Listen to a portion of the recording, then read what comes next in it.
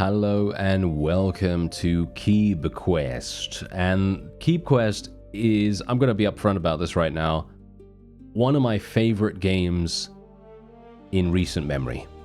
And that's saying something because this is made by one person, and as far as I'm aware, the developer was making it for their daughter because their daughter wanted to learn how to touch type. And this was the result. And I gotta say, you can see the amount of passion that has gone into this game. I have absolutely been addicted to this thing. I have played every single mode, huge amounts. I am literally number one on the leaderboard across multiple different game modes just because I got so addicted to it, I just could not stop playing.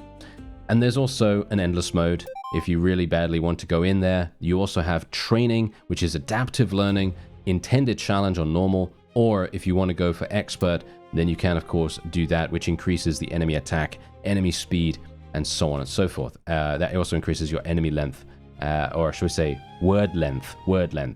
I'm just going to surrender that real quick because I have already done a significant amount of endless because I just wanted to show you the settings. But there are so many different things that you can play as well. I actually showed you the boss survival thing. So basically every single one of these bosses has a different game mode. So for example, here you have paragraphs. So type through a full paragraph, which is kind of like a pseudo story-esque thing where each paragraph is like a self-contained bit of dialogue or a bit of text from a fuller story, shall we say.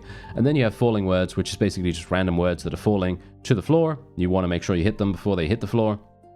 Then the word grid basically just words. You want to type those before they disappear, before they expire.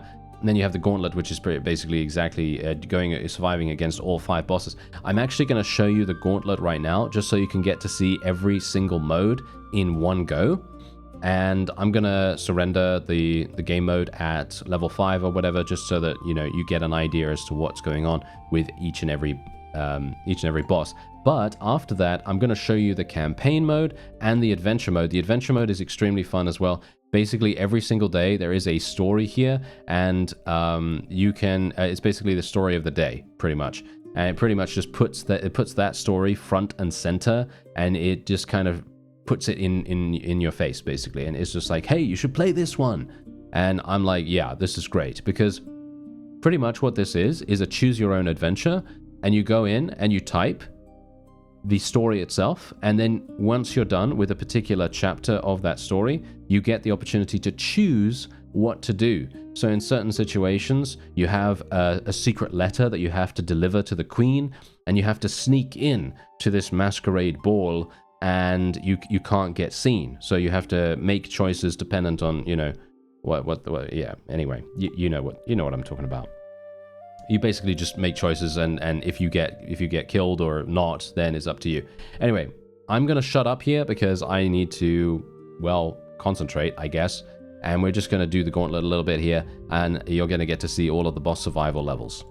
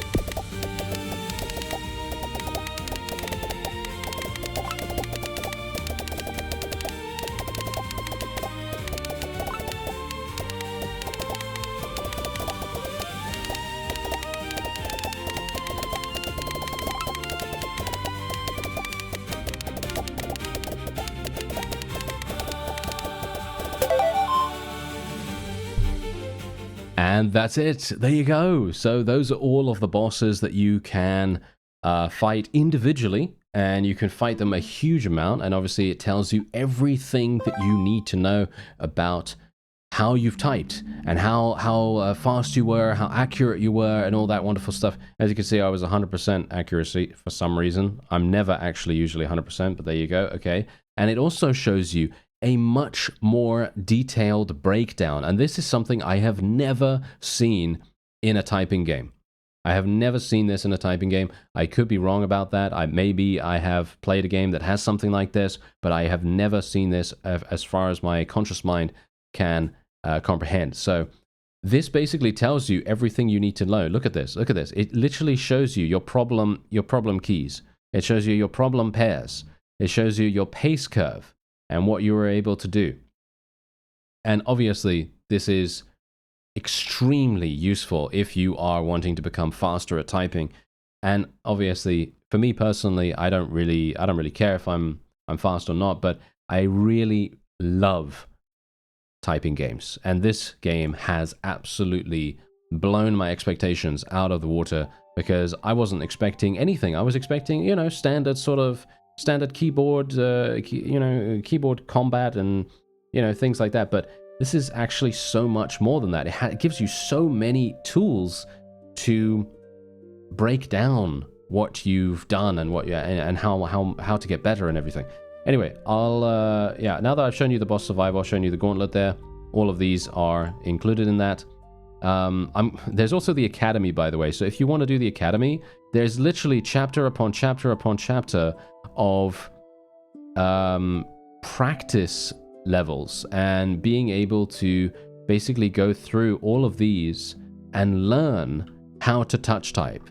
Now, I've got something to tell you right now. I actually do not touch type, but, well, clearly whatever I'm doing is okay. So, you know, I could definitely be faster if I was actually touch typing for real, but I think it's too late for me to learn probably. But anyway, the point is, if you want to learn to touch type, then the academy is the way to go. Otherwise, we can do some kind of story. Shall we do some kind of story here? So there are multiple different endings to every single story as well, by the way. So let's have a look at maybe, let me see. What about Eerie? The Barrow of Mordevane. There we go. The Lich Mordevane has slept in his sealed barrow for 4 centuries, and no treasure hunter who has entered has ever returned. You are carrying better information than the others. That may or may not be enough. All right, so this is obviously going to be a situation where I'm going to have to type out the entire paragraph. What I'm going to do is I will read the paragraph first, and then I will type it out. So that's what we'll do. You are standing at the entrance to the Barrow of Mordevane, where the earth has been shaped around a sealed stone door. The air is cold here even in summer, and the silence is wrong. Too complete, too deliberate. Someone has been here recently. The mud at the threshold is freshly disturbed.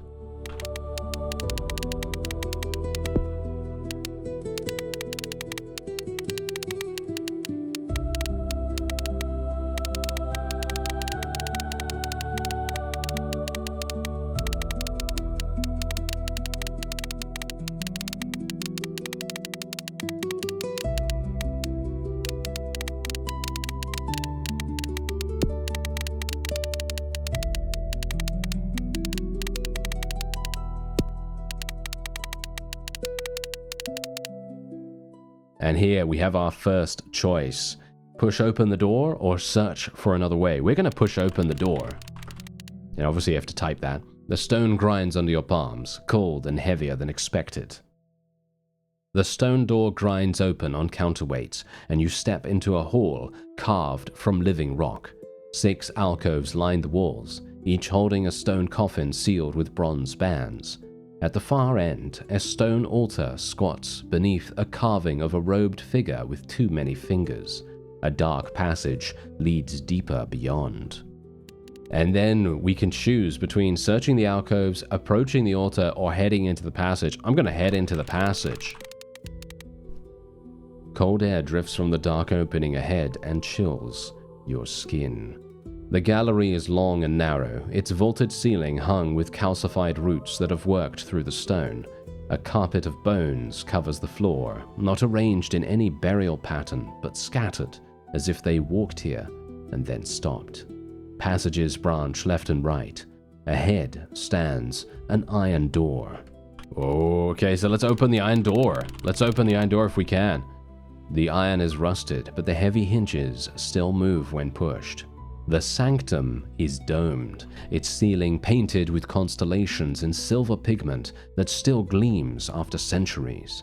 At the far end of a carved throne sits a figure wrapped in decayed finery, Mordevain the Lich, motionless, his skull face bowed over a closed leather grimoire.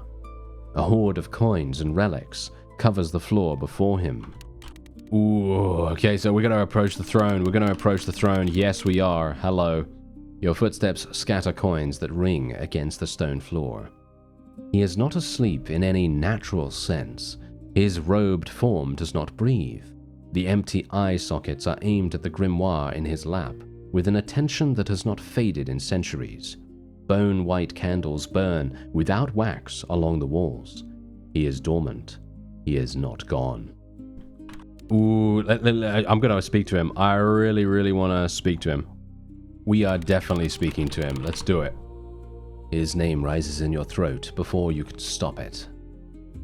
You speak his name. The effect is immediate.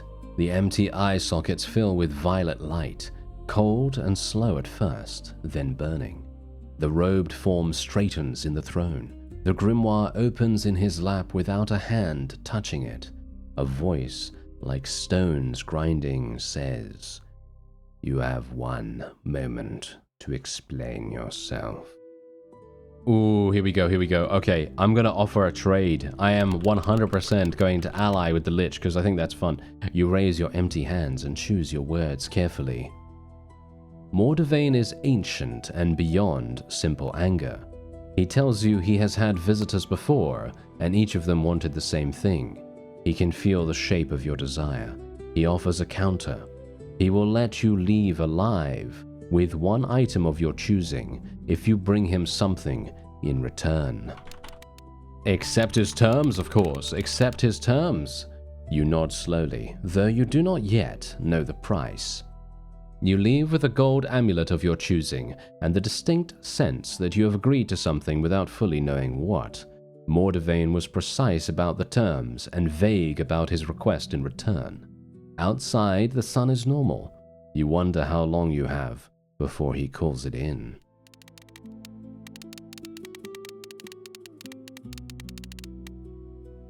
Seal the bargain and leave. There we go. He got what he wanted. You got out. For now, that will have to be enough. And there we have it. All right, so there you go. That is indeed one of the endings. That's one of the endings for that particular story. You can play through the same exact story again, and you can also skip the passages that you don't necessarily want to type out again. So if you've already seen that particular passage, quality of life improvement, you can literally just be like, oh yeah, you know what? I'm just going to skip this one because I have already, I've already typed that out. I've already read it. I don't want to deal with that again. So you can just go through the ones that you haven't done before, and I personally think that that's fantastic. It also, as you can see, shows you every single thing that you'd want to know. So average speed, peak speed, accuracy, words, how much time it took, and so on and so forth. And then you can go back to your adventures and you can replay the story. You can even take a look at the story map itself. So if you really, really badly want to get every single ending, it shows you what you would need to do and what you're missing. So at every single choice point, it will then give you a different result. So it's very, very well done, and I personally love that because, the developer literally could have just gone, yeah, you know what, I don't really care. I don't really care about, providing players with the information, and it just helps so much to find these additional endings. And let me tell you, I literally have almost 100%ed this game. I have played it for almost 7 hours according to Steam.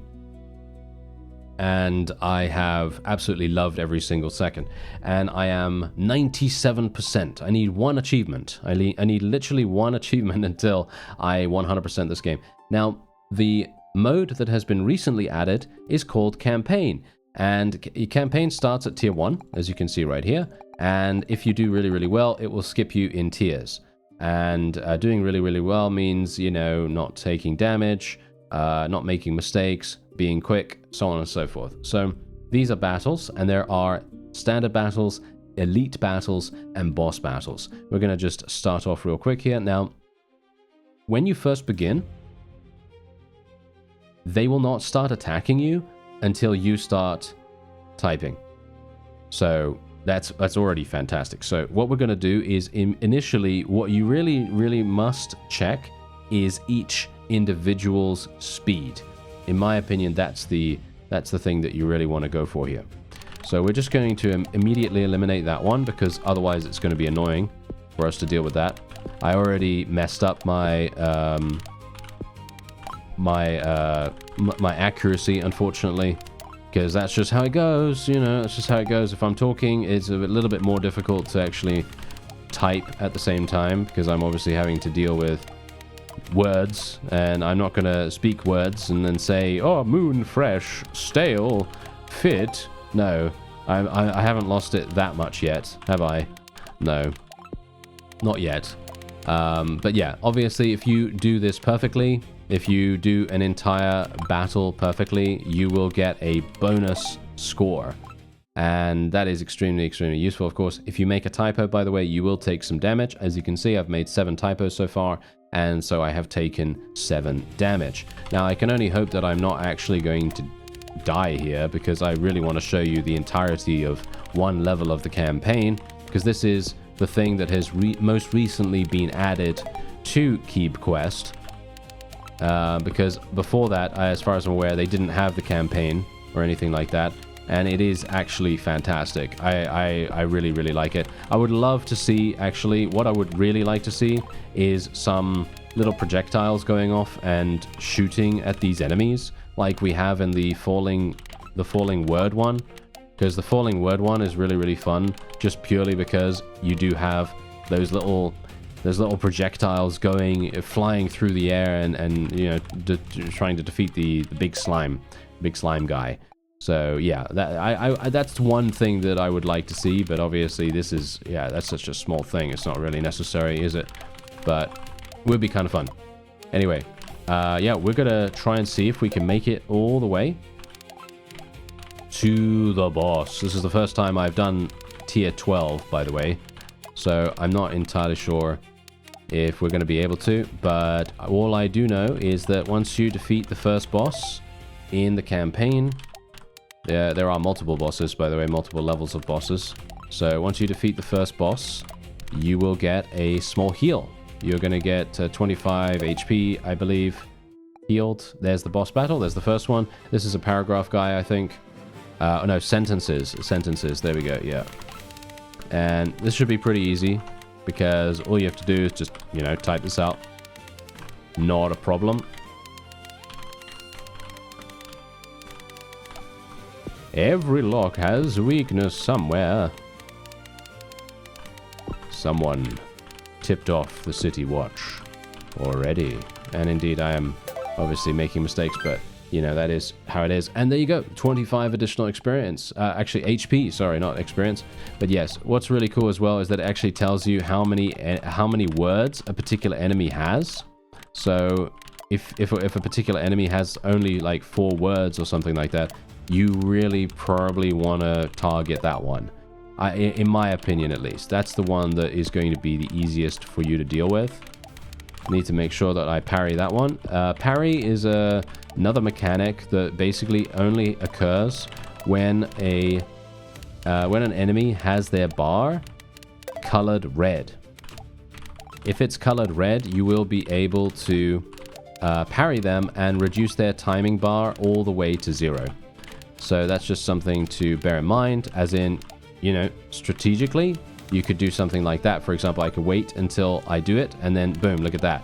And you can see there, it obviously stuns him a little bit. It doesn't actually reduce his timing bar all the way to 0. It just stuns him, and you get a little bit more of an opportunity to respond to what the guy is doing to you. Now, you may be seeing this thing over here, right here. You see where my cursor is right there at the very end of the level? That is a gravestone. Now, the reason why there's a gravestone there is because there is an achievement in the game, and this is the reason why I was doing this, where you die in the campaign and you leave a tombstone behind. Now, I was stuck on this particular achievement for quite some time because I couldn't work out where to die, because I had died in the first couple of levels and I couldn't work out why a tombstone was not being left behind.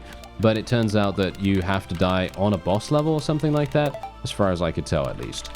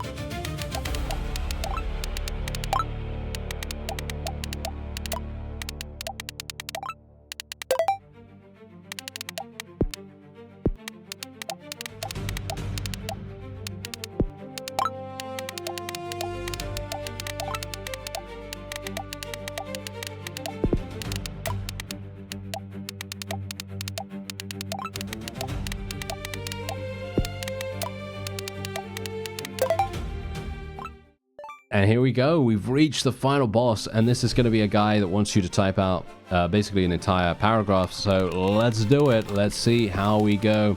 Empty stone kennels stretch in rows with iron gates, and the straw on the floor has turned to fine dust.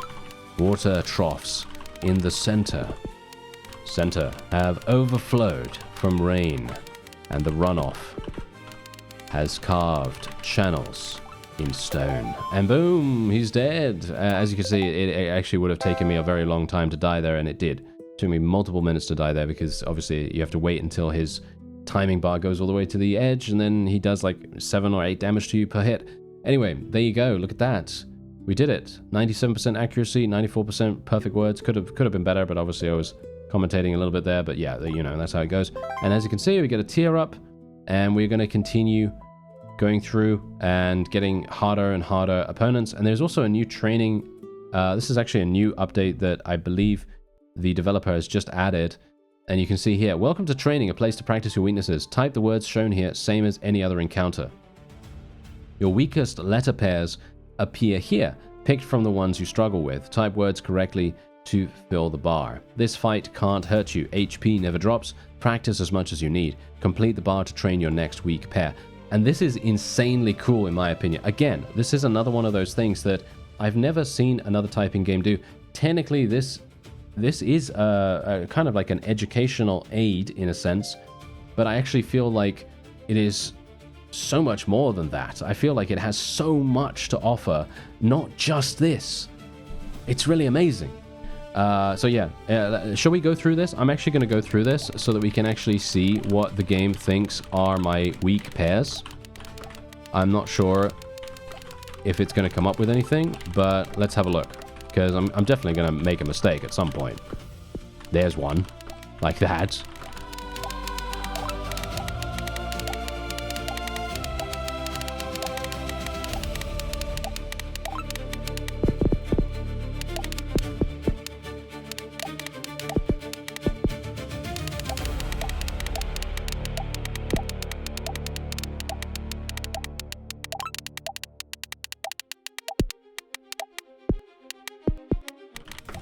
Wow, okay, yeah, that was interesting. Wait a minute, let's have a look here. So end training, let's see what it actually gives me. Yeah, so I I did actually clear. Well, okay. Apparently, I didn't have any real big issues. I guess my R's were really problematic by the looks of things. Yeah, officer, traffic. Yeah, those kinds of things. I made typos on pretty badly, but it was still okay. 97% accuracy. I think that's pretty fine.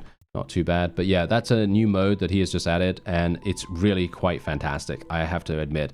I think that the whole game is just absolutely wonderful.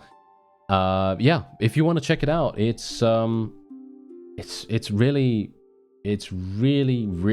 good in my opinion, and you're getting a huge amount of content for a few dollars. It's literally like what, $7 or something, like $8 maybe. I don't know, maybe a little bit less than that. I actually don't know. It is about £4.60.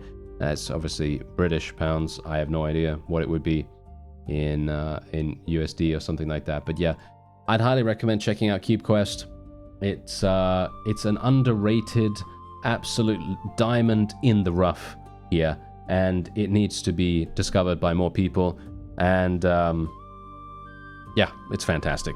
Check it out. There's a link in the description. I thank you very much for watching. I'll see you next time.